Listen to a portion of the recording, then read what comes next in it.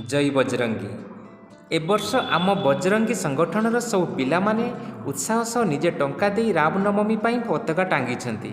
यह आम गाँव में प्रथम थर करागला। यह बहुत खुशीर कथा। एबे चलतु अशोकाष्टमी अशोक गछर फूलर उपकारिता विषय जानिबा। आपण माने समस्ते जानिथिबे रावण सीतामाता को नहीं अशोक गछ मूल कहीं रखिथिले। यार उत्तर बादी पालारु ही जानिपारिबे।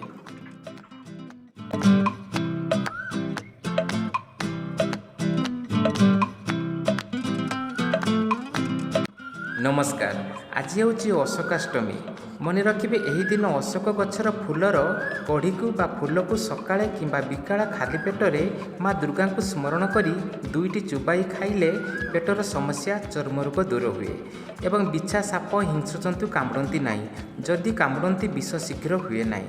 यह 12 वर्ष जाए बा अधिक वर्ष खाईपारे। वर्षरे थरे यही अशोकाष्टमी दिन ही खाइबे।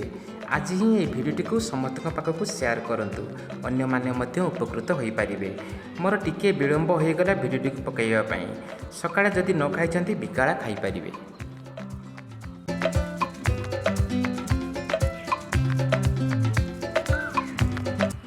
देखिबाकू गले अशोक गछर पत्र, फूल, छाली, चेर औषधर भंडार कहले अत्युक्ति हेब नहीं।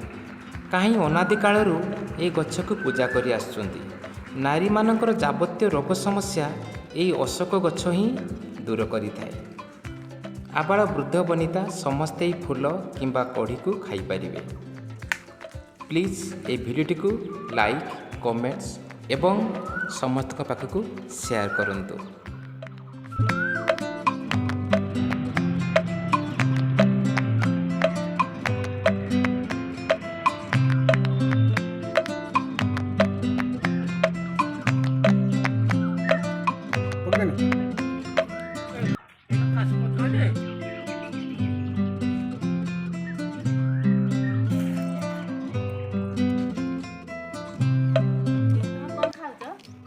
अशोक फूल खाऊच या रामनवमी खाती जीवजंतु को रक्षा मत दौन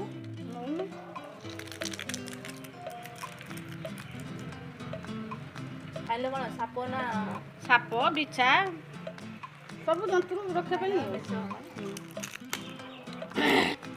आपण आमे तो खाइलु।